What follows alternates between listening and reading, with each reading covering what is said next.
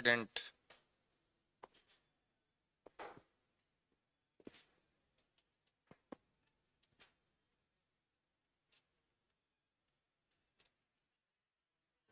हाँ,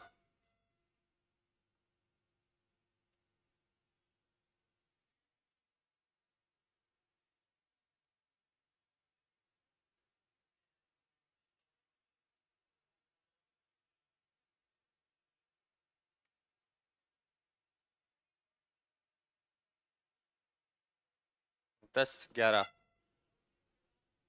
economy, economy. हाँ। हाँ। ओ। आर्टिकल नंबर 63, 64, 65 और 66। उपराष्ट्रपति कहाँ से शुरू होता है रे? आर्टिकल नंबर 63 से, जिसमें सबसे पहले उल्लेख मिलेगा कि भारत का क्या होगा, एक उपराष्ट्रपति होगा।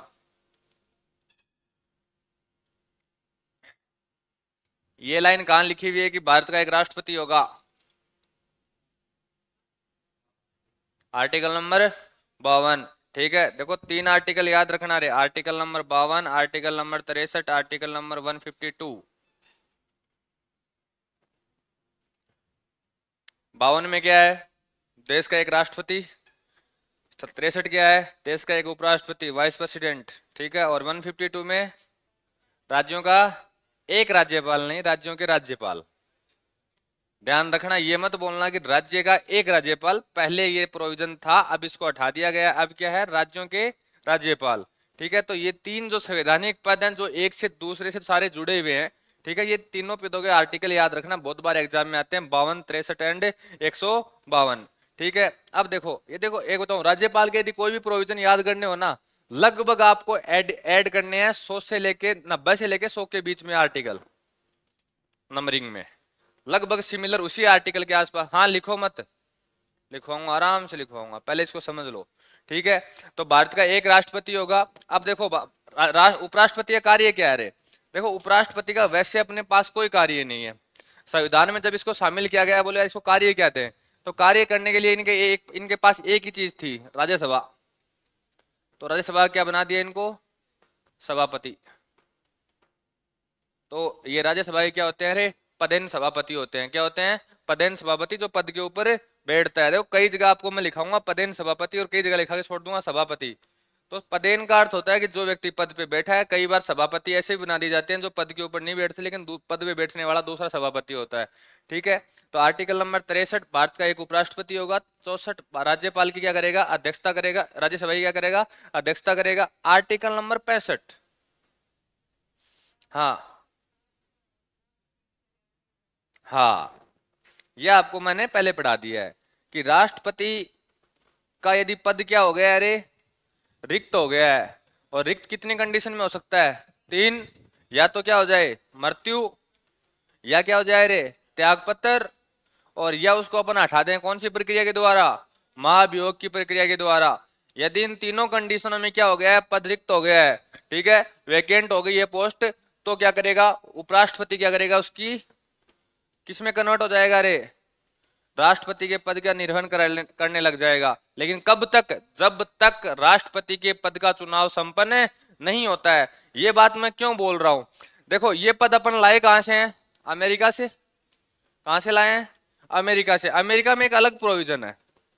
अमेरिका में प्रोविजन है कि जब उपराष्ट्रपति का राष्ट्रपति का पद खाली हो जाता है, ठीक है, अब उसका खाली कैसे भी हो, चाहे मृत्यु हो जाए, चाहे त्यागपत्र हो जाए, चाहे हटा दे, ठीक है, तीनों कंडीशन में होता क्या है? जो उपराष्ट्रपति है ना, वो बाकी कार्यकाल पूरा करेगा। जैसे बाइडेन साहब अब निपट जाए, ठीक है, निपटते जैसे मान लो ना कार्यकाल 1.5 साल बचा हो, मान लो आपके अपने, वो 1.5 साल का कार्यकाल पूरा कौन करेगा? उपराष्ट्रपति पूरा करेगा। वहां नया चुनाव नहीं होता है। अपने क्या होता है कि यदि राष्ट्रपति का, प्रेसिडेंट का पद खाली हो गया है, तो अपने पास महीने की बाध्यता है। कितने महीने की रे? 6 महीने में। 6 महीने में मैंडेटरी उसका चुनाव हो जाना चाहिए किसी भी कंडीशन में। ये 6 महीने की यहाँ बाध्यता है। राष्ट्रपति के लिए है, ध्यान रखना, जब उपराष्ट्रपति का पद खाली होता है उसके लिए कोई बाध्यता नहीं है। जितना जल्दी हो सके उतना जल्दी क्या करवाना है? उसका चुनाव करवाना है। ठीक है, तो आर्टिकल नंबर 63, उपराष्ट्रपति होगा देश का एक। ये राज्यसभा क्या करेगा? अध्यक्षता करेगा। 65, राष्ट्रपति का पद रिक्त होने पर उपराष्ट्रपति क्या करेगा, उसके कार्यों का निर्वहन करेगा। ठीक है, अमेरिका से थोड़ा सा उल्टा चलता है। अमेरिका में वहां यदि पद खाली हो गया है, ठीक है, मैं अमेरिका की बात क्यों बता रहा हूं आपको, क्योंकि पद कहां से लेके आए हैं, ये अमेरिका से लेके आए हैं, तो पूरी तरीके से कॉपी नहीं किया हुआ है, बदलाव किए गए हैं उसमें। तो अमेरिका में जहां यदि कार्यकाल रह गया है 2 साल का, 2.5 साल का, 4 साल का, कितने साल का भी कार्यकाल रह गया, कंप्लीट कौन करेगा बाद में, उपराष्ट्रपति करेगा। वहां कोई निर्वाचन की प्रक्रिया संपन्न नहीं होती है। लेकिन अपने यहाँ कितने महीने में चुनाव संपन्न करवाना अनिवार्य है रे, 6 महीने में चुनाव करवाना क्या है, अनिवार्य है। ठीक है, अब देखो आर्टिकल नंबर 66, शर्तें, योग्यता एंड निर्वाचन। ठीक है, अब देखो रे, योग्यता ये मेरे को दोबारा बताने की जरूरत ही नहीं है, इनकी मैंने आपको सबको शॉर्ट ट्रिक बता रखी है। एक ही तरीका है, भारत का नागरिक है, ये तो आपको हर जगह लिखना है कि भारत का क्या होना चाहिए रे, नागरिक होना चाहिए। राष्ट्रपति, उपराष्ट्रपति और राज्यपाल के लिए एज कितनी होनी चाहिए, कंप्लीट 35 वर्ष। अब देखो, राष्ट्रपति के लिए एक रूल है कि उसके पास वो सारी योग्यताएं होनी चाहिए जो लोकसभा के एक सदस्य के पास होती हैं। अब उपराष्ट्रपति का तो लोकसभा से तो कोई काम ही नहीं है, उनका काम किससे है, राज्यसभा से। तो इनके पास वो सारी योग्यताएं होनी चाहिए जो किसके पास होती हैं, एक राज्यसभा के सांसद के पास होती हैं। ठीक है, 3 बातें आपको याद रखनी है, भारत का नागरिक होता ही होता है। ठीक है, ये बात मैंने आपको सिटीजनशिप में पढ़ाई थी कि कुछ पद ऐसे हैं जहां केवल और केवल भारत के नागरिक ही बैठ सकते हैं, जैसे राष्ट्रपति, उपराष्ट्रपति, राज्यपाल, मुख्य न्यायाधीश, सीजेआई। ठीक है, जितने भी निर्वाचन आयोग का अध्यक्ष, ये जितने भी संवैधानिक पद हैं, इनके ऊपर केवल और केवल कौन बैठ सकता है, भारत का नागरिक बैठ सकता है। विदेशी नागरिक, एनआरआई, एनआरआई जानते हो, जो यहाँ से चल के दूसरी जगह कार्य करने लग जाते हैं, वो व्यक्ति भी भारत के राष्ट्रपति, उपराष्ट्रपति के पद के ऊपर बैठ नहीं सकते। कोई एनआरआई यदि राष्ट्रपति बनना चाहता है तो प्रोविजन एक ही है, वो 7 साल पहले भारत में रहे कंटिन्यू यदि 7 साल भारत में रहेगा तब वो राष्ट्रपति के दायरे में पूरा करेगा, अन्यथा नहीं कर सकता। तो जो ऑफिशियली भारतीय हैं, जो यहीं निवास करते हैं, यहीं उनका कार्यभार है, सब कुछ यहीं है, वो ही व्यक्ति क्या कर सकते हैं, इन संवैधानिक पदों के ऊपर क्या कर सकते हैं, रे बैठ सकते हैं। ठीक है, एक बात आपने बहुत बार सुनी है कि लाभ का पद नहीं होना चाहिए। लाभ का पद होते कौन कौन से हैं, जैसे कोई अध्यक्ष बन गया हो किसी बोर्ड का, ठीक है, लाभ के पद के अंतर्गत आता है। कोई मंत्री बन जाए, लाभ के अंतर्गत आएगा। ठीक है, सांसद सदस्य बन गया किसी का भी, राज्यसभा का या लोकसभा का। अब देखो, अपने राष्ट्रपति ना तो लोकसभा का सदस्य है और ना राज्यसभा का सदस्य कौन है, उपराष्ट्रपति है। दोनों सदस्य नहीं होते हैं, इनकी अध्यक्षता ही करते हैं। लोकसभा की अध्यक्षता नहीं करता राष्ट्रपति, लेकिन उसका सदस्य उसको माना जाता है, क्योंकि संसद कंप्लीट कब होती है, जब आप किसमें, L, R and P, Lok Sabha, Rajya Sabha and P यानी प्रेसिडेंट, तीनों को शामिल करोगे तब आपकी पार्लियामेंट बनेगी, अन्यथा पार्लियामेंट नहीं बनेगी। ठीक है, तो ये आपका आर्टिकल नंबर 66 में दूसरा नाम है निर्वाचन, इलेक्शन। अब देखो, इलेक्शन में इसमें कितना फर्क है, वहां आपको अनुमोदन कितने चाहिए थे रे, 50, यहां कितने चाहिए, 20। प्रस्तावक भी कितने चाहिए अपने को, 20। अब देखो, ये प्रस्तावक और अनुमोदन में एक बात याद रखना रे, ऐसा नहीं है किसी भी गांव से उठा के ले गए किसी को भी ना, एमपी होना चाहिए, यदि एमपी नहीं है तो एमएलए होना चाहिए। ऐसा नहीं है बोले गांव से 20 आदमी ट्रक में गालिया बोले चलो राष्ट्रपति को फॉर्म लगा के आऊंगा आज, ऐसा सिस्टम नहीं है। ठीक है, दूसरा, 15,000 रुपए उसकी जमानत राशि थी, 15,000 रुपए भी जमानत राशि इसकी है। या तो चाहे कहाँ जमा करवा दो, आरबीआई में जमा करा दो, या कहाँ जमा करा दो रे, इलेक्शन कमीशन में जमा करवा दो, कहीं भी आप 15,000 रुपए जमा करवाने। यदि आपको 1/6 वोट नहीं मिले तो ये 15,000 क्या हो जाएंगे, आपके जब्त कर लिए जाएंगे। यही सिस्टम आपका उसमें होता है कि इसमें जो एमपी एमएलए जो चुनाव होते हैं, है ना, इनमें यहाँ 5,000 या 7,000 के जो प्रोविजन रखे जाते हैं, वो 5,000 जब आपको यदि जितने वोट पड़े हैं उनका 1/6 यदि वोटिंग नहीं मिली है तो आपकी जमानत की राशि क्या कर ली जाएगी रे, जब्त कर ली जाएगी। ठीक है, सेम प्रोविजन है हर जगह। इसके अलावा अब देखो, बात होती है निर्वाचन मंडल की, जो इलेक्टोरल कॉलेज है वो कौन है, निर्वाचन मंडल का हिस्से में कौन कौन आएगा। राष्ट्रपति में कौन था रे निर्वाचन मंडल में,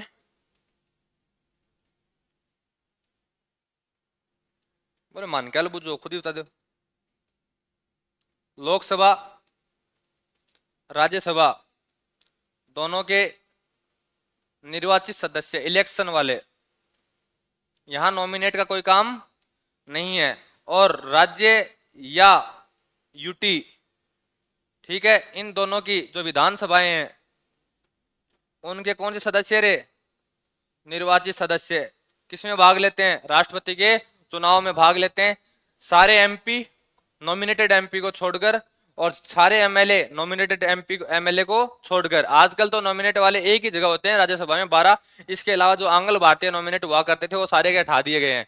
आजकल ना तो विधानसभा में नॉमिनेट होते हैं वो, और ना ही लोकसभा में नॉमिनेट होते हैं। इसके अलावा 12 जो यहाँ जो 12 बैठे हैं वो 12 इसके राष्ट्रपति के निर्वाचन में भाग नहीं लेते हैं। अब देखना यहाँ से यहाँ में दोनों साथ बताइए क्यों चल रहा हूँ, कि आपको कंफ्यूजन साथ में क्लियर हो जाना चाहिए कौन सा कहाँ कहाँ काम आ रहा है। यहां देखो रे, लोकसभा एंड राज्यसभा, इसके सदस्य लिख रहा हूं निर्वाचित और साथ में मनोनीत, दोनों सदस्य भाग लेंगे रे। निर्वाचित एंड मनोनीत दोनों सदस्य भाग लेंगे। यहां एमएलए का कोई काम नहीं है, यहाँ मनोनीत का कोई काम नहीं है, नॉमिनेट का यहाँ कोई काम नहीं है। ठीक है, यहाँ सारे के सारे कौन से चाहिए? इलेक्शन वाले, चाहे एमपी हो चाहे एमएलए हो। यहाँ एमएलए का कोई काम नहीं है। उपराष्ट्रपति वाले में एमएलए का कोई काम नहीं है। केवल और केवल कौन काम आएंगे? एमपी काम आएंगे। अब वो चाहे एमपी निर्वाचित होके आए हैं और चाहे वो नॉमिनेट होके आया, यहाँ भाग लेगा इसकी निर्वाचन प्रक्रिया में। ठीक है, जो 708 की उसको पावर मिली हुई है। एक एमपी का मूल्य कितना है रे? 708। वर्तमान में 708 नहीं है, वर्तमान में कितना है? 700। जिस दिन जेएनडीए की विधानसभा बैठ जाएगी वापिस, ठीक है, उस दिन कितना हो जाएगा? ये वापस कन्वर्ट होके 708 हो जाएगा। जब तक जेएनडीए की विधानसभा कार्यरत नहीं है तब तक ये 700 बना रहेगा। ठीक है, तो हाँ, कितनी है विधानसभा सीटें? कितनी है? 7। अरे विधानसभा जेएनडीए में कितनी है? हैं? आज के दिन वर्तमान में जेएनडीए की विधानसभा में सीटें कितनी है? 7 या 70? 3 कौन सी?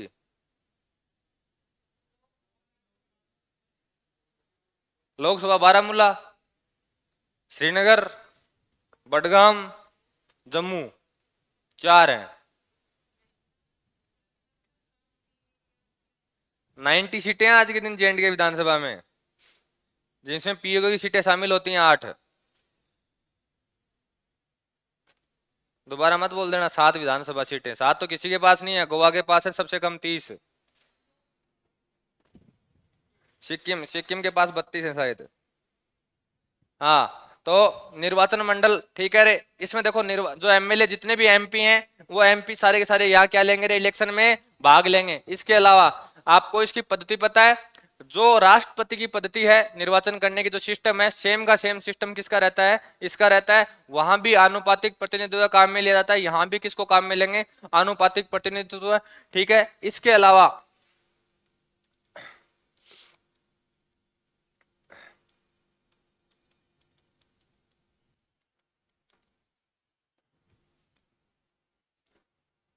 और दूसरी प्रणाली क्या नाम है रे? एकल संक्रमणीय मत। जो नए वाले हैं एक बार समझ लो रे, एकल संक्रमणीय मत होता क्या है? होता क्या है, जैसे मान लो उपराष्ट्रपति के लिए कितने कैंडिडेट हैं रे? 3। कितने कैंडिडेट हैं? 3। जैसे 1 नंबर ये है, 2 नंबर ये है, 3 नंबर ये है। दूसरी बात, बैलेट पेपर पे चुनाव होते हैं इनके। किसके चुनाव होते हैं? बैलेट पेपर पे। बैलेट पेपर पे आज के दिन 3 चुनाव संपन्न कराए जाते हैं, राष्ट्रपति, उपराष्ट्रपति एंड राज्यसभा के। इनके सबके चुनाव आज भी बैलेट पेपर पे ही होते हैं। ठीक है, अब होता क्या है, जैसे मान लो 3 जने उपराष्ट्रपति के हैं, ये एनडीए का है, ये इंडिया गठबंधन का है, और कुछ पार्टियों ने मिलकर मान लो इसको निर्दलीय खड़ा कर दिया है। ठीक है, अब होता क्या है, जैसे ये व्यक्ति है, मान लो ये एमपी है, ये वोटिंग करने आ रहा है, तो इसको जो बैलेट पेपर दिया गया है इस पे तीनों नाम लिखे हुए हैं। ठीक है, अब इसको वरीयता क्रम देना है कि आप 1 नंबर पे किसको रखोगे, 2 नंबर पे किसको रखोगे और 3 नंबर पे किसको रखोगे। अब ये मान लेते हैं ये एनडीए का आदमी है, तो एनडीए वाला 1 नंबर पे किसको रखेगा? अपने वालों को। ठीक है, कांग्रेस वालों को 2 नंबर फिर भी नहीं देगा, 2 नंबर वो किसको दे देगा रे? निर्दलीय को। और 3 नंबर वो किसको दे देगा? इंडिया गठबंधन को। नंबरिंग देना अनिवार्य है। बीजेपी वाला ये नहीं कह सकता कांग्रेस वालों को नहीं दूंगा, कांग्रेस वाला ये नहीं कह सकता बीजेपी वालों को नहीं दूंगा। ठीक है, ये हो गया। अब देखो ये एकल संक्रमणीय मत प्रणाली कब आती है? ये काम आती है तब आएगी जब फर्स्ट राउंड की गिनती हुई। और फर्स्ट राउंड में इस व्यक्ति को और इस व्यक्ति की वोटिंग है ना सेम आ गई, जितने वोट इसको मिले उतने वोट किसको मिल गए, इसको मिल गए। अब होता क्या है, जितने भी इन दोनों को एक एक नंबर पे वोट मिले थे ना, जैसे मान लो इसका एक नंबर की वरीयता जितने लोगों ने इसको दी थी, वो क्या हो गया तेरे, रुक जा, ठीक है, जितने लोगों ने इसको एक नंबर की वरीयता दी थी वो अगले राउंड में ऑटोमेटिक ट्रांसफर हो जाएगी, और जिसको जितने इसने एक नंबर की वोटिंग दी थी वो ऑटोमेटिक इसमें किसमें ट्रांसफर हो जाएगी, इसमें ट्रांसफर हो जाएगी। अब जितने भी लोगों ने इसको दो दो नंबर दिए थे, जैसे इसको दो नंबर कितने दिए, इसने दो नंबर किसने दिए, वो ऑटोमेटिक एक में कन्वर्ट हो जाएंगे। अब दो किसकी भांति कार्य करेगा, एक, क्योंकि एक क्या हो गया है, खत्म हो गया है। अब एक की कोई वैल्यू यहां नहीं रही है, ठीक है। आज तक तो ऐसा इतिहास में कभी हुआ नहीं है कि किसी उपराष्ट्रपति की गिनती दूसरे राउंड में चली गई हो, ठीक है। उपराष्ट्रपति की गिनती के लिए जो व्यक्ति चुना हुआ माना जाएगा उसके पास कितने वोट होने चाहिए, 50% प्लस वन। ध्यान रखना 50% प्लस वन की बात आती है हमेशा दोनों में, चाहे वो प्रेसिडेंट हो और चाहे वो वाइस प्रेसिडेंट हो, दोनों के चुनाव में 50% प्लस वन की, यदि जिसके पास ज्यादा वोट आ गया है वो चुनाव जीत जाएगा। आपको कई बार ऑप्शन में लिखा हुआ मिल सकता है 50% से अधिक, 51%, 50% प्लस वन, ठीक है। अगला ऑप्शन नन मान लेते हैं अपन, ठीक है। तो ध्यान रखना गलत ये, किसने क्या किया, गलत ये, गलत कौन सा, सही सही कौन सा आपका, 50% प्लस वन। इसका अर्थ ये है कि जितना 50% वोटिंग हुआ उससे ऊपर जो ही एक वोट चला जाएगा ना, चुनाव जीत जाएगा अगला, ठीक है। भारत में चुनाव प्रणाली दूसरे देशों से पूरी तरीके से अलग है। क्यों अलग है ये भी बता देता हूं। जैसे अमेरिका की तुलना कर ले अपन, अमेरिका में राष्ट्रपति कौन बनता है, भारत में एक बात बताओ रे, कोई आप एमपी या एमएलए का आप वोटिंग करते हो, किसी ना किसी को तो अधिकारी है, या सरपंच की वोटिंग करके आते हो अपने गांव में, किसको चुनाव जीतता मानते हैं, जिसके वोट ज्यादा मिले, यही मानते हैं ना अपन, ठीक है। वोट परसेंट का कोई लेना देना नहीं होता अपने जहां, यहाँ क्या है, गिनती का वैल्यू है। आप गिनती और परसेंटेज निकालोगे दोनों की वैल्यू बिगड़ती है, ठीक है। अब देखना यहां मान लेते हैं इस वोटर को वोट मिलते हैं, एक को 7 लाख, एक को मिले हुए हैं 6.9 लाख, ठीक है। अब होता क्या है, अपने यहाँ वोट परसेंट का कोई खेल नहीं है सीटों के ऊपर, ठीक है। लेकिन अमेरिका में क्या है, सीटें जीत के आ गए ना उसके बाद में वोट परसेंट मायने रखता है रे। जिस पार्टी के पास वोट परसेंट ज्यादा है ना, प्रेसिडेंट उसी का बनेगा, सीटों का कोई खेल नहीं है वहां, ये चीज दिमाग में रख लेना। यहाँ वोट परसेंट मायने रखता है, अपने वोट परसेंट का कोई लेना देना नहीं है। जैसे अभी ले लो, आपको अभी की बात बताऊं, अभी वोट परसेंट किसके पास ज्यादा है इस बार वाल, जो इंडिया गठबंधन है उसका वोट परसेंट क्या है, इस बार ज्यादा है, ठीक है। तो ध्यान रखना कांग्रेस की सरकार बनती है यदि वोट परसेंट के मायने होते तो, एंड इस बार एनडीए गठबंधन का वोट परसेंट डाउन है। होता क्या है अभी तो सर, अब डाउन कैसे आएगा, अब मैं बताऊं। इस व्यक्ति को कितने वोट मिले रे, 7 लाख, मैं ये मान लेता हूं कि सामने वाले को वोट ही मिले 3 लाख, कितने आ गैप आ गया, 4 लाख का। ऐसी जीत देखते हो आप कि कोई 2 लाख से जीत के आ रहा है, कोई 3 लाख से जीत के आ रहा है, कोई 4 लाख से जीत के देखते हो ना, वो वोट परसेंट बढ़ रहा है ना। अब वो किसी का भी हो सकता है, ठीक है, चाहे कोई और जीत के आए, चाहे भाई जैसे मान लो राहुल गांधी जी बढ़िया वोटों से जीत के आ गए, या मोदी जी बढ़िया वोटों से जीत के आ गया, और कोई जीत के आ गया, तो अपनी पार्टियां क्या बढ़ा रहे हैं, वोट परसेंट बढ़ा रहे हैं। ये वोट परसेंट तब काम आता है, ठीक है। लेकिन इसकी भारत में कोई वैल्यू नहीं है, भारत में एक ही काम है, फर्स्ट पास, जो व्यक्ति पहले पास हो गया वो चुनाव जीत जाएगा, जिसको वोटिंग गिनती मिल गई है, और सीट काउंट में जिसको सीटें ज्यादा है वो सरकार बनाएगा। यहाँ वोट परसेंट का कोई लेना देना नहीं है, ठीक है। ये लेना देना सिर्फ आज के दिन तो अमेरिका में है, ठीक है। तो ये आपका आर्टिकल नंबर 66 कंप्लीट, ठीक है। और आर्टिकल नंबर 67 कार्यकाल, ठीक है। और कार्यकाल का मैंने आपको एक ट्रिक बता रखी है कि जितने भी संवैधानिक पद हैं उनका यदि कार्यकाल आपको पूछे, तो आजकल देखो, पहले क्या आता था, आजकल आपसे क्वेश्चन गलत कराने के लिए अगला क्या करता है कि पहले ऑप्शन देगा 5 वर्ष और दूसरा ऑप्शन देगा ओथ से 5 वर्ष। तो आंसर क्या हो जाएगा आपका, शपथ से 5 वर्ष। जिस जिस दिन उसने शपथ ली है उस दिन से 5 वर्ष। और जिन पदों की शपथ नहीं होती उसमें आपको लाइन लिखी हुई मिलेगी, ऑफिस फर्स्ट डे, ऑफिस का जो फर्स्ट डे है उसका, उस फर्स्ट डे से लेके कितनी रे, 5 वर्ष, ठीक है। तो ये लाइन ध्यान रखना। जिसकी ओथ होती है, ठीक है, इसकी ओथ किस किस आर्टिकल में आती है रे,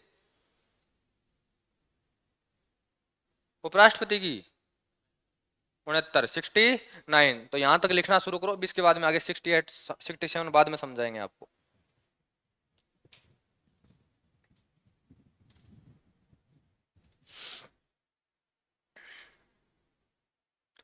हाँ, यहां से लिखना चालू करना रे।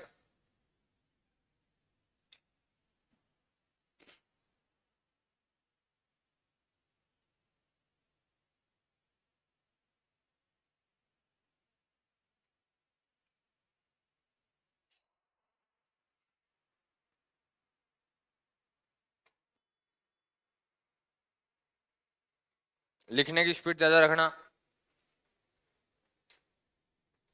यहाँ दो ही आर्टिकल हैं। आर्टिकल नंबर 63 भारत का एक उपराष्ट्रपति होगा, और आर्टिकल नंबर 64 उपराष्ट्रपति राज्यसभा का क्या होगा रे? पदेन सभापति होगा।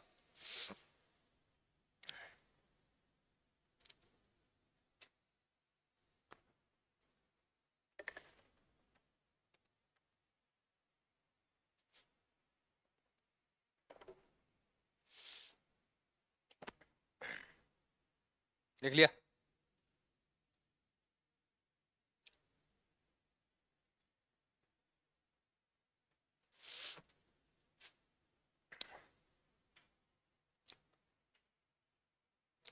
जो नए वाले हैं, यदि कोई भी थोड़ा बहुत कंफ्यूजन होता है राष्ट्रपति वाला, तो मेरी क्लास डेली यूट्यूब पे अपलोड होती है। सेम क्लास, यही क्लास यूट्यूब पे अपलोड होगी, आप वहां से क्रॉस चेक कर सकते हो।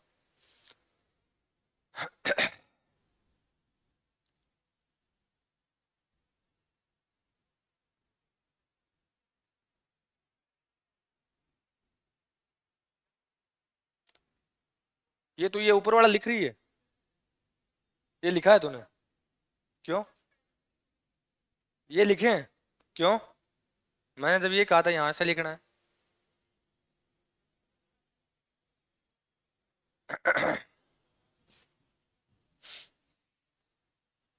ये दोनों आपको ऊपर वाले पॉइंट समझ में आ गए होंगे, पहले वालों को आ गए ना?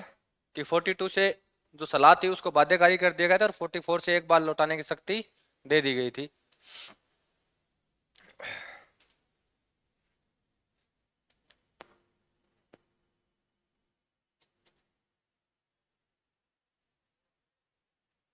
अरे ये एक और लिख ले।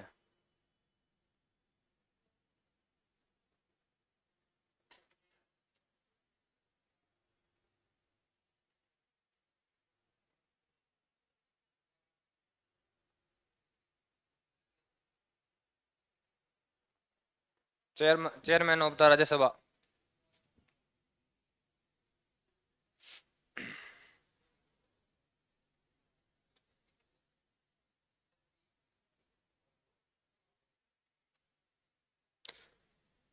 आर्टिकल नंबर 65, राष्ट्रपति की अनुपस्थिति में उपराष्ट्रपति उसके कर्तव्यों का क्या करेगा? निर्वहन करेगा। अब देखो, जो मैंने नीचे ये कहानी लिख रखी है ना, ये कहानी आपको इसलिए लिख रखी है कि आपको समझ में आ जाए पूरी बात। उपराष्ट्रपति का पद अपने कहां से लेके आए थे? अमेरिका से लाए थे, ठीक है। यूएसए का जो उपराष्ट्रपति है, तो सीनेट का क्या होता है? पदेन सभापति होता है, ठीक है। अब देखो, किंतु अमेरिका के राष्ट्रपति का पद रिक्त होने पर उपराष्ट्रपति उसके शेष कार्यकाल को क्या करता है? पूरा करता है। अपने यहाँ ऐसा प्रोविजन नहीं है। अपने क्या है कि 6 महीने में क्या करवाना पड़ेगा रे? चुनाव करवाना ही करवाना पड़ेगा। जबकि भारतीय में पद रिक्तता की स्थिति में उपराष्ट्रपति नए राष्ट्रपति के चुनाव तक उसके पद पे क्या रहता है रे? बना रहता है। उसके बाद में क्या कर देगा? वो पद छोड़ देगा। और एक चीज ध्यान रखना, कई बार एक कंफ्यूजन बहुत करते हैं, जब बहस होती है तब हो जाता है, ये वैसे नहीं होता। जैसे मान लो कोई राष्ट्रपति है, 2 साल का कार्यकाल किया, मृत्यु हो गई। अब कार्यकाल कितना बच गया उसका? 3 साल का। अब अगला आपको पूछ ले कि जो नया राष्ट्रपति आएगा वो उसका कार्यकाल कितना है, तो उसका 5 साल ही है। यदि कोई राष्ट्रपति निर्वाचित होके आ रहा है ना, उसका कार्यकाल सदैव कितना रहेगा रे? 5 वर्ष रहेगा, चाहे पहले वाले का कार्यकाल पूरा हुआ और चाहे नहीं हुआ। ये बात दिमाग में फिट कर लेना। नए राष्ट्रपति का कार्यकाल कभी भी कम ज्यादा नहीं होगा। नया राष्ट्रपति आ रहा है तो जिस दिन शपथ लेगा, उस शपथ के दिन से लेकर उसका कार्यकाल कितना रहेगा? 5 वर्ष रहेगा। ये कंफ्यूजन मत कर लेना कभी भी। अगला क्वेश्चन दे सकता है ऐसा, ये बहुत बेहतरीन क्वेश्चन बनता है कि पहले वाले राष्ट्रपति का कार्यकाल 3 वर्ष रह गया, तो क्या नए वाले राष्ट्रपति का कार्यकाल कितना रहेगा? कितना भी नहीं रहेगा, उतना ही रहेगा जितना पहले था, 5 वर्ष। ठीक है, तो ये याद रखना। लिखो आगे। हाँ जी, राज्यपाल का भी उतना ही होता है। जिस दिन शपथ लेता है ना, पहले दिन से, उस दिन से अब मैं बताऊं होता क्या है। जरूरी नहीं है कि वो एक राज्य में पूरा कार्यकाल करे अपना, अलग अलग कर सकता है। लेकिन करेगा पूरा। हाँ, राष्ट्रपति के अधीन रहता है, लेकिन होता क्या है कि मेनली उसका कार्यकाल पूरा करवाया जाता है। ऐसा रेयर केस में होता है, ऐसा सरकारें जब सरकारें गिर जाती है ना तब होता है। सरकारें नहीं गिरती ना तब तक चीजें बनी रहती हैं।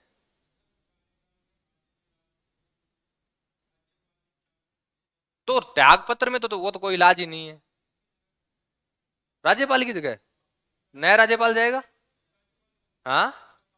हाँ, संवैधानिक पदों में 5 साल ही रहेगा, कभी नहीं बदलेगा। किस यूटी में? यूटी में कई जगह जहां विधानसभाएं हैं वहां उपराज्यपाल बैठते हैं, इसके अलावा प्रशासक बैठते हैं।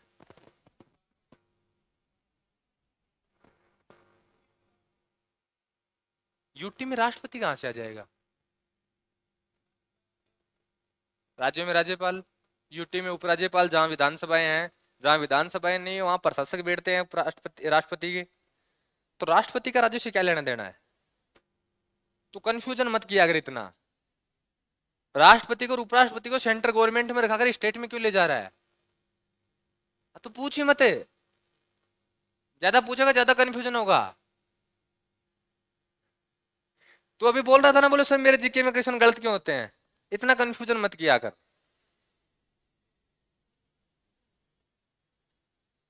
हम्म।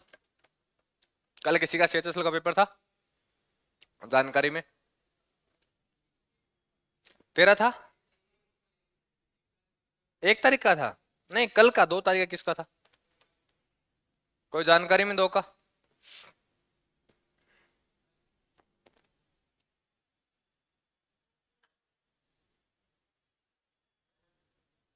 पीडीएफ कॉपी मत करना, बहुत सी लाइनें कम मिलेंगी। हाँ, अभी बता रहा हूँ।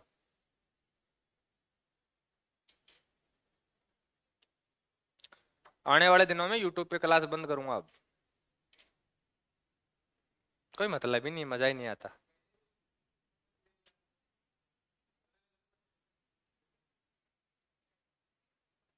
ना कोई लाइक करवाता है ना कोई सब्सक्राइब करवाता है, मैं डाल के छोड़ देता हूँ। मेरा ऐसे लग रहा है मैं ड्यूटी लगा रखी है। हाँ, लिखा रे।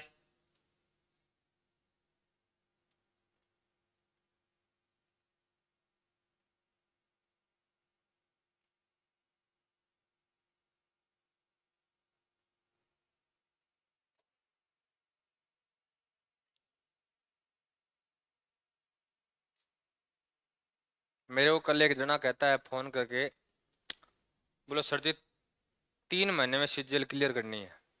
मैं पहले तैयारी की है। बोले नहीं, मैं भाई जयपुर मत आ जाना, किसी भी कंडीशन में नहीं होगी। फुल फॉर्म ही नहीं याद कर पाएगा सीजीएल की।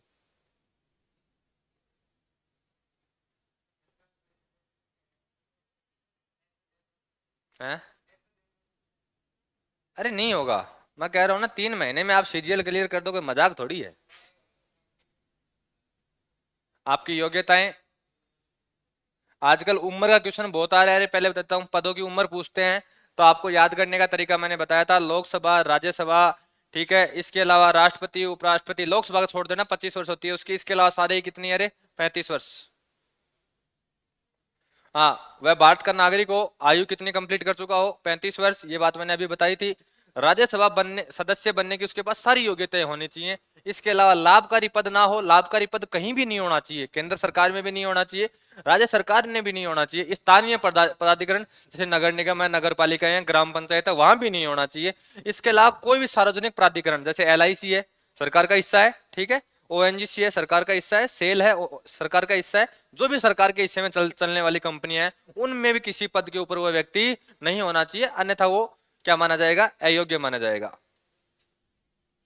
और नामांकन के लिए कम से कम 20 प्रस्तावक व 20 अनुमोदन होने चाहिए। हाँ, नए वालों ये ध्यान रखना, ये दोनों अलग अलग होते हैं। 20 ये अलग होते हैं, ये 20 अलग होते हैं। ये नहीं है कि जो प्रस्तावक बन गया वो अनुमोदक बन जाएगा, नहीं बनेगा।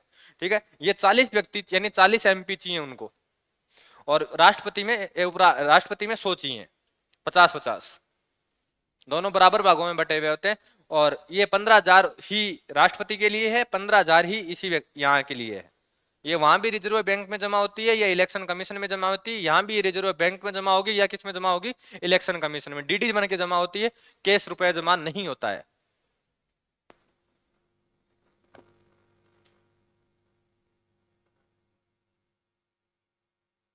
हम्म, 35। सदस्य बनने की योग्यताएं और भी तो होती है राज्यसभा में।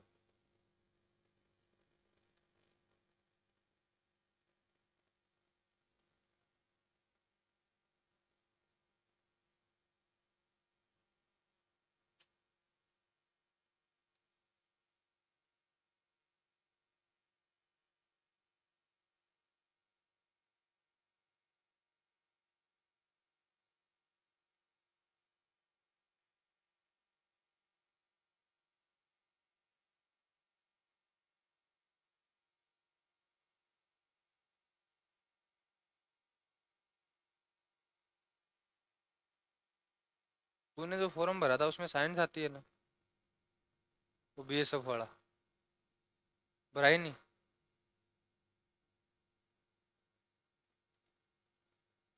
किसका?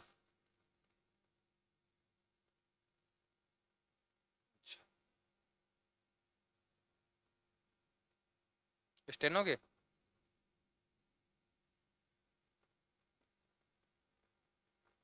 स्टेनो पहले सीखनी पड़ेगी। अब जैसे इतनी हिंदी लिखी हुई है ना, स्टेनो में इसकी इतनी की लाइन ही बनाते हैं वो दोनों, जो भी लिखने वाले होते हैं, ऐसा क्या पता क्या लिखते हैं, भगवान मालिक है ऐसा। ये लो, ये पूरा जितने अपनी लाइनें लिखी हैं सारी कंप्लीट हो गई इतने में ही। तो इसमें ये है, जैसे अपन अपन ने क्या जिंदगी में लिखोड़ी तो किए हैं। अब जैसे वो लिखोड़ी में यदि ये कोना ज्यादा मुड़ गया ना तो क्या पता एक लाइन नहीं बन जाती है। ठीक है, वहां अलग सिस्टम है स्टेनो में। यदि स्टेनो किसी को आती है ना, तो राजस्थान हाईकोर्ट की भर्ती आई थी, आपको वो देनी चाहिए थी, विदाउट किसी एग्जाम के, सिर्फ स्टेनो टेस्ट पास करना था, ड्यूटी ज्वाइन करनी थी। राजस्थान हाईकोर्ट में आप मुख्य न्यायाधीश के पास में बैठते, वो जो बोलते आप वो काम करते, 3 साल में प्रमोशन हो गया, इतना पैसा आपके हाथ में होता जितना आपने जिंदगी में देखा नहीं है। यदि आपको स्टेनो की तैयारी करनी हो ना, मैं जिसके भी स्टेनो की तैयारी करनी है, कोई भाई बंधु कर रहा हो तो स्टेनो पास करवाइए, आप तो स्टेनो की तैयारी करवाइए उसको। एग्जाम इतनी आती है वहां, ये एमटीएस वाली छोड़ दो आप, ये राजस्थान जो एसएससी की स्टेनो आती है इसको छोड़ दो, इसकी बात नहीं कर रहा हूँ। स्टेट गवर्नमेंट में इतनी स्टेनो की एग्जाम आती है जिनमें कोई और एग्जाम लगती नहीं है, सिर्फ स्टेनो का टेस्ट पास करना पड़ता है और तुरंत ड्यूटी ज्वाइन मिलती है, 3 महीने में पूरी प्रोसेस कंप्लीट हो जाती है। हाई कोर्ट की 3 महीने में प्रोसेस कंप्लीट हो गई है, अब जून में एंड में ज्वाइनिंग मिल गई है सबको। खासकर हिंदी की स्टेनो आनी चाहिए, इंग्लिश की स्टेनो वाले बहुत हैं, हिंदी के वाले नहीं है।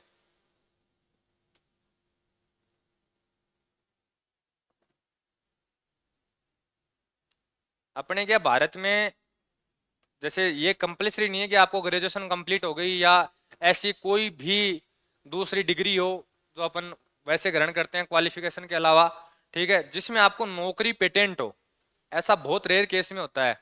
विदेशों में क्या होता है, जैसे ऑस्ट्रेलिया में एक कोर्स चलता है, यदि आप अकाउंटिंग डिपार्टमेंट के हो ना, जैसे जब चाहे भारत में हो आप अकाउंटिंग डिपार्टमेंट के, उनका एक 2 साल का कोर्स है, ठीक है, उसकी शायद टोटल फीस है 15 लाख रुपए, ठीक है। अब 15 लाख रुपए वो फीस है ना, अब वहां आप सोच रहे हो कि सर हम 15 लाख 2 साल में देंगे, हम कमाएंगे कैसे?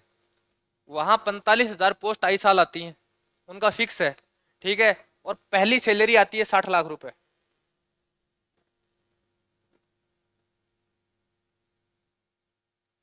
हाँ जी, मैं आपको यदि किसी को करनी हो ना तो मैं आपको आज चैनल में डाल दूंगा, अपने देख लेना। आप यूरोप में है ना नर्सिंग कर लो, यूरोप से, यूरोप से नर्सिंग कंप्लीट कर लो। मेरा साथ का दोस्त है, यहाँ से गवर्नमेंट अपनी गवर्नमेंट नौकरी छोड़ के गया है यहाँ से, और वहां नौकरी कर रहा है। आज के दिन उसकी 4 लाख रुपए सैलरी है, सैलरी सैलरी बता रहा हूँ, अलाउंस अलाउंस कितने मिलते हैं वो भगवान मालिक है, सैलरी सैलरी बता रहा हूँ, पर मंथ। सऊदी लगा हुआ है अभी वो, ठीक है। तो यहाँ तक लिख दिया आपने?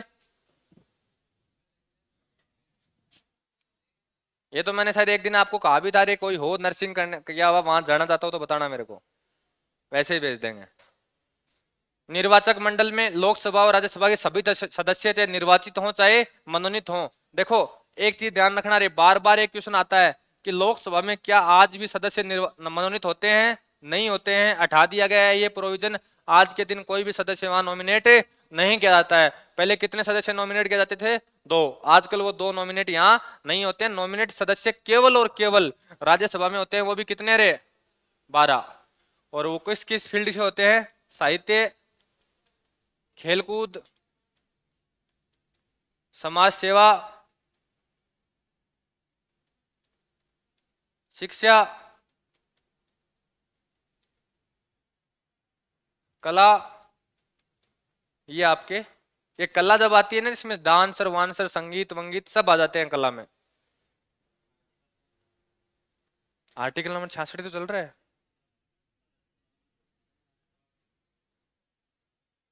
ये देखना पड़ेगा कौन से होते हैं।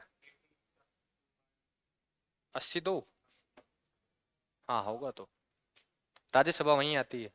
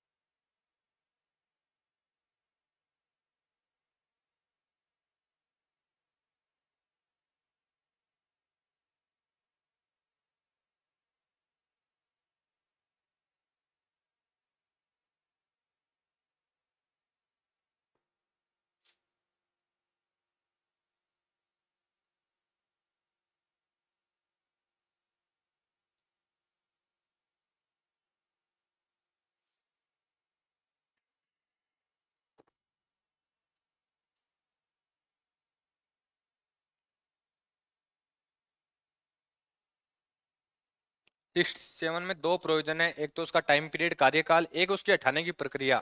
ये अब मैं समझाऊंगा आपको हटाने की प्रक्रिया। ये थोड़ी सी राष्ट्रपति से अलग है।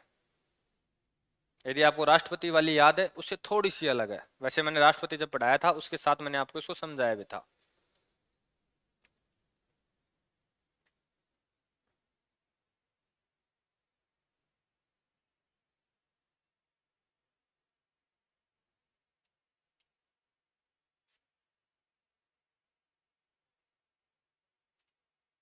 आप नए कौन कौन आए एक बार ऊपर याद करो। 2, 4 और 5। किस चीज की तैयारी कर रहे हो? सीजीएल। आप सीजीएल ग्रेजुएशन कंप्लीट है दोनों की? इस साल वाली दोगे अगले साल वाली दोगे? 3 साल बाद? Oh my God. हाँ, अपनी ग्रेजुएशन कंप्लीट हो गई? नहीं हुई? कितनी साल बची हुई है? अगले साल एग्जाम दोगे? इस साल आप थर्ड ईयर में कौन कौन है? इस साल थर्ड ईयर में कौन कौन आ गया है जिसने सेकंड ईयर की एग्जाम दे दी है? आप थर्ड ईयर की एग्जाम दोगे ना अगले साल, या अगले साल थर्ड ईयर में आओगे? इस साल थर्ड ईयर में आ गए? नहीं आए? अगले साल आओगे यानी? अरे तो यही तो बोल रहा हूं, जिसकी सेकंड ईयर की जिसने एग्जाम दे दी या रिजल्ट आ गया, वो कौन कौन है जो इस साल थर्ड ईयर में बैठेंगे? बैठोगे ना तो आप लोग एग्जाम दे सकते हो सीजीएल वाली अब वाली। और आप दोनों पीछे ग्रेजुएशन कंप्लीट हो गई, ये एग्जाम दोगे सीजीएल वाली? ये दोगे? पहले तैयारी कर रखी है पक्की? अब मैं आपको चारों क्यों पूछ रहा हूँ ये बता दूं। जो अब वाले एग्जाम देंगे ना, एक बार एक काम करना, जो अभी पीछे क्वेश्चन आए हैं ना, किस किस में? सीपीओ में और सीएचएसएल में। ठीक है, ये भाई बंधु तुम्हारे पेपर दे के आए, इनसे पूछ लेना। इन कोचिंगों में औरों में जाने से पहले मैं औरों का मेरे सब्जेक्ट का दावा कर रहा हूँ। ये देखो, ये पुराने वाले बैठे, इनसे आप पूछ लेना। यदि मैं कोई भी बात झूठ बोलूं तो ये बैठे यहाँ, ये निकम्मे हैं, मेरे मुंह पे बोल देंगे। ठीक है।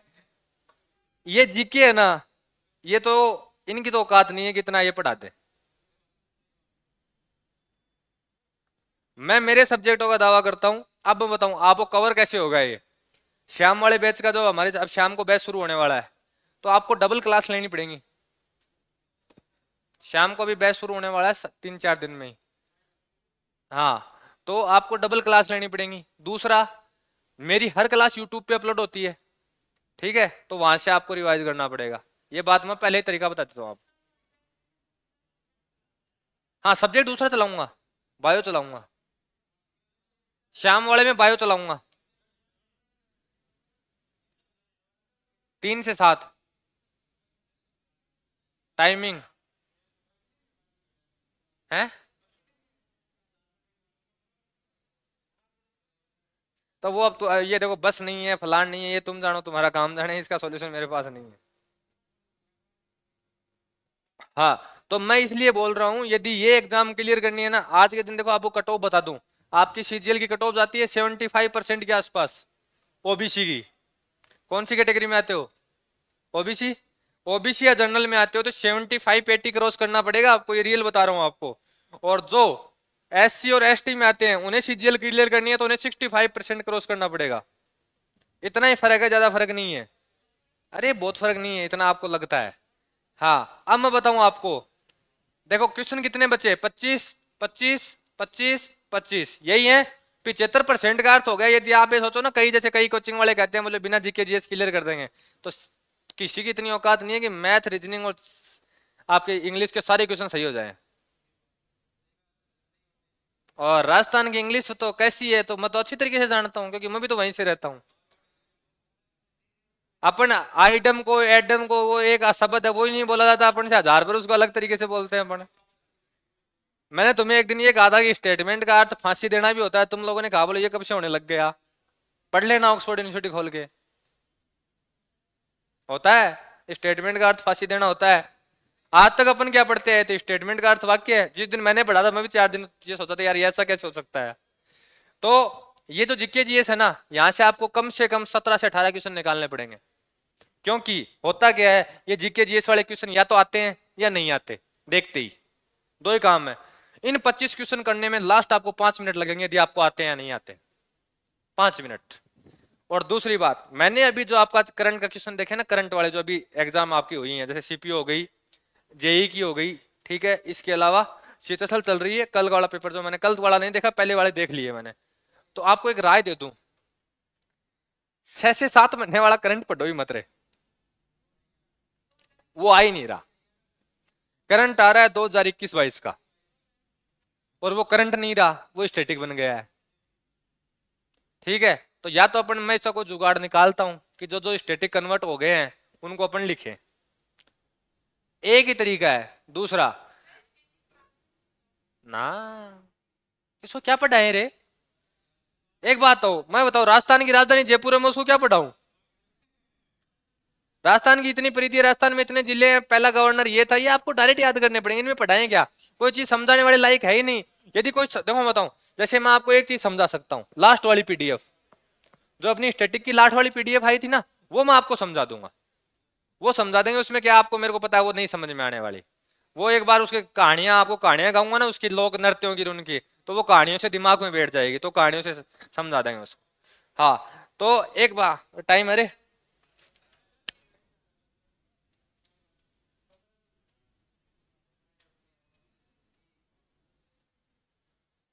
मेरे पास है एक, तो इसकी फरियाद थी, और 2-3 फरियाद मेरे पास कल और आई। बोलो सर पढ़ते हैं, याद नहीं होता।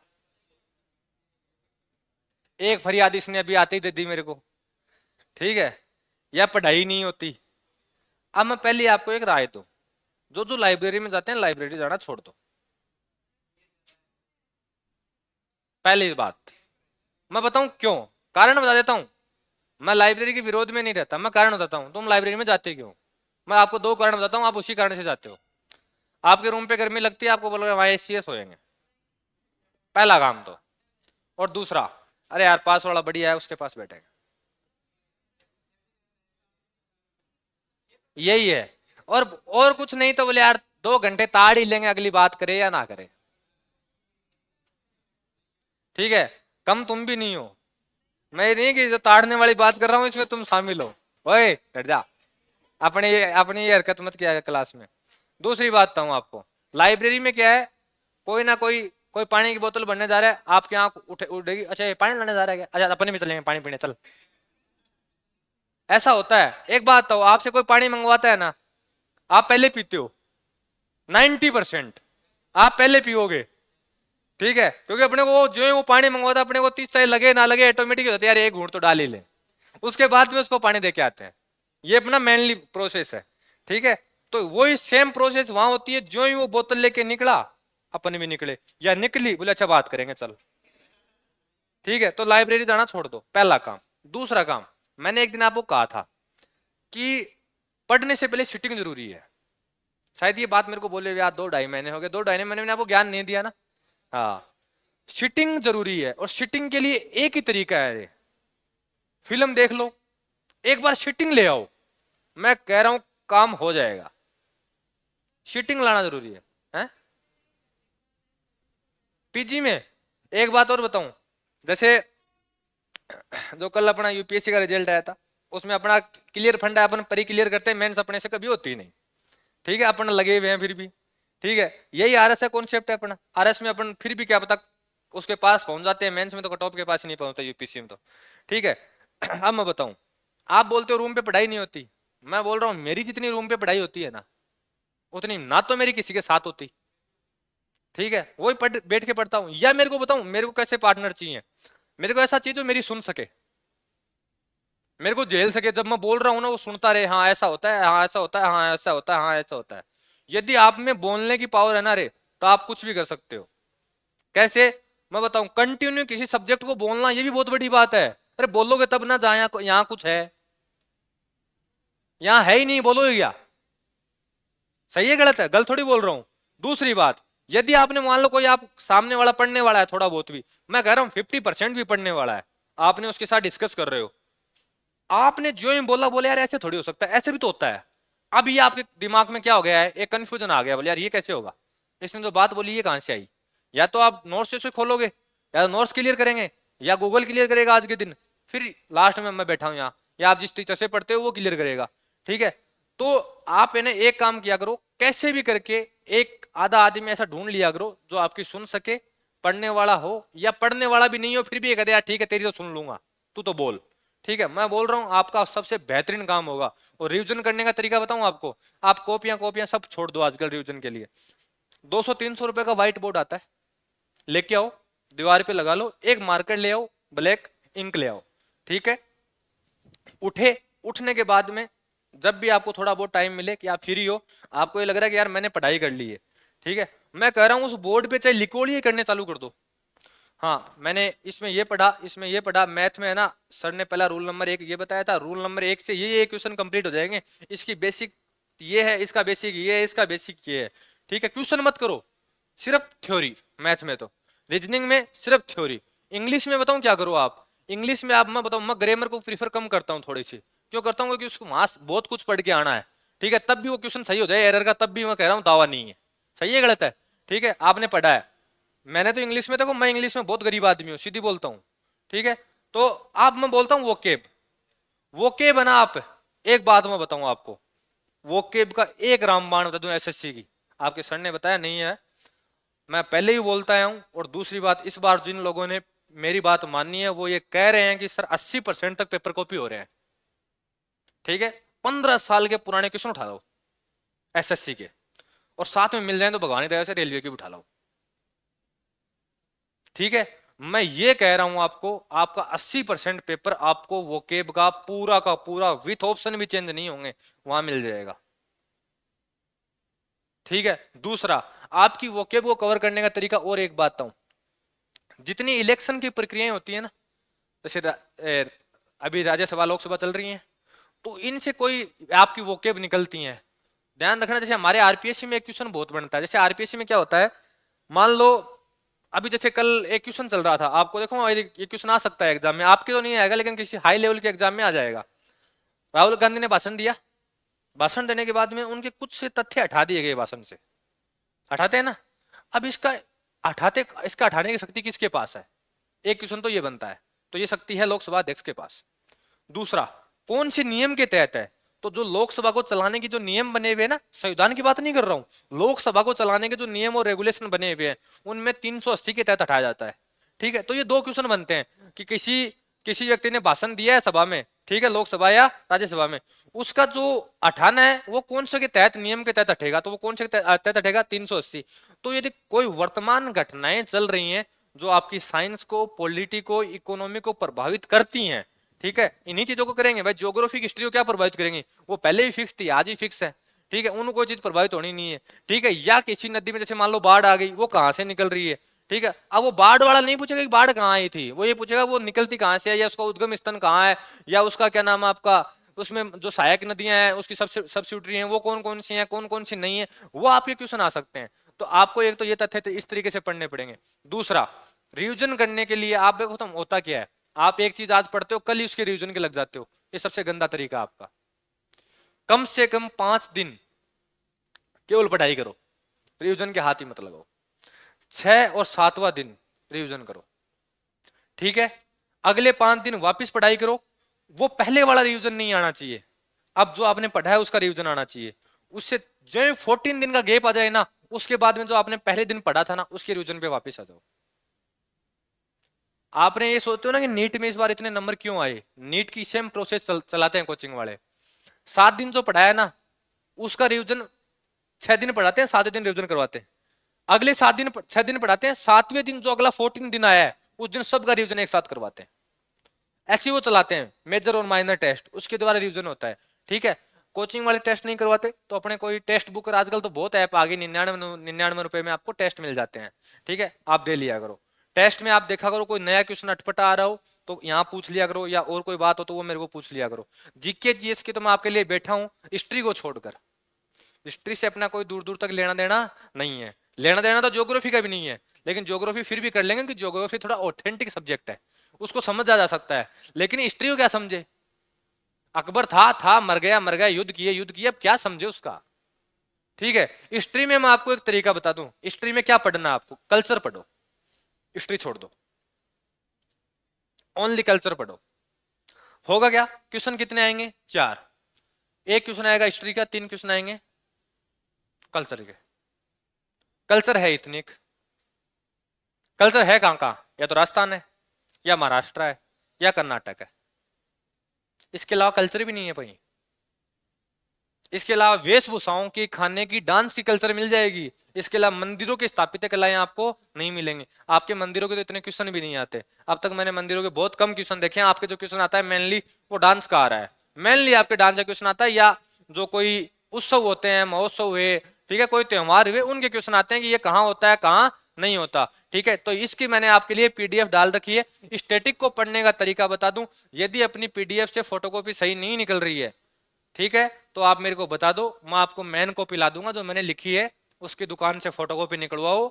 उसमें आपको एक काम करना है, स्टैटिक में मैं अभी भी बोल देता हूं, एसएससी के लिए स्टैटिक रामबाण है, ठीक है। आपकी सीजीएल में 25 क्वेश्चन में से 8 से 9 क्वेश्चन तो अकेली स्टैटिक ले जाएगी, ठीक है। तो मैं वो आप फोटोकॉपी निकलो, रटना मत, स्टैटिक को अभी बोल रहा हूं, रटे ना धजियां उड़ी ना, पढ़ो छोड़ दो, पढ़ो छोड़ दो, ठीक है। ऑटोमेटिक आपके क्वेश्चन आप खुद यहाँ प्रैक्टिस करके देख लेना, पेपर देके देख लेना, आपको ये लगेगा हाँ जो मैंने पढ़ा था वो एग्जाम में आ रहा है और वो मेरे क्वेश्चन भी सही हो रहे हैं। आप चीजों को रटने से बचो, मैं आपको पहले ही बोल रहा हूं, जितना रटोगे उतना लाइफ में कंफ्यूजन आएगा, चीजों में उतना ही कंफ्यूजन आएगा। जिसको भी एक होता है ना कि मेरे को ये चीजें याद नहीं होती, मैं याद कैसे करूं, रीडिंग लगाओ। और रीडिंग में कल देखो, रीडिंग के मैंने 2 तरीके बताए थे। एक तो रीडिंग तुम लोग कैसे लगाते हो, ओणम ओणम ओणम, आ रीजनिंग, ये रीडिंग नहीं लगवानी है। रीडिंग कैसे लगानी है, आराम से हर चीज को पढ़ना है, समझना है, ठीक है, उसके बाद में आप आगे फॉरवर्ड होना है। कई जने के रीजनिंग मैं बताऊं, मैंने बहुत जनों को देखा है रीडिंग लगाने का तरीका, ये ले रीडिंग कंप्लीट, ये रीडिंग कंप्लीट नहीं हुई, आपने मजाक कर दिया अपने साथ। और शायद ये बात तो बोले हुए मेरे को 3 से 4 महीने हो गए हैं कि आदमी को है ना किसी के प्रति ईमानदार नहीं होना चाहिए, खुद के प्रति छोड़कर। आपका दिल और दिमाग जिस दिन एक बात बोल देना एग्जाम देने के बाद में, कि मैंने मेरी पूरी मेहनत की, नहीं हुआ, किस्मत थी। लेकिन ऐसा नहीं होना चाहिए कि आपको गिल्ट हो, बोले यार पढ़ाई की नहीं, सिलेक्शन कहां से हो। ठीक है। और जिसको यदि इस एग्जाम की प्री क्लियर करनी है सीजीएल की, ठीक है, और जो पहले से तैयारी कर रहे हैं उनकी बात कर रहा हूं, जो एकदम फ्रेश आए हैं 3 महीने में वो 24 घंटे पढ़ लेंगे तो भी नहीं होनी है, मैं क्लियर बात बोलता हूं। ठीक है। तो आपको एक बात बता दूं, जो पहले से तैयारी कर रहे हैं, आपके अगले 3 महीने की सिटिंग कम से कम 8 घंटे होनी चाहिए। अब वो 8 घंटे आप डेली 8 घंटे करो, किसी दिन 10 कर दो, किसी दिन 6 कर दो, मैं एवरेज 8 घंटे आपको बता रहा हूँ। कई बार क्या होता है, कई दिन आपकी बढ़िया पढ़ाई में मन लगा होता है, आप 10-11 घंटे पढ़ जाते हो। कई दिन ऐसे भी आते नहीं होता, 6 घंटे में थक गए, बीमार हो गए, सिर दुखने लग गया। तो मैं ये नहीं कहता कि कंपलसरी 8 घंटे करने हैं, 8 घंटे करने हैं, कैसे भी एवरेज आपको 8 घंटे निकाल के लाना है। दूसरा, कोई आपको ये कहे कि मॉर्निंग में पढ़ना है, फलान पढ़ना है, ढिमकान पढ़ना है, आपकी जब इच्छा हो ना तब पढ़ाई करो।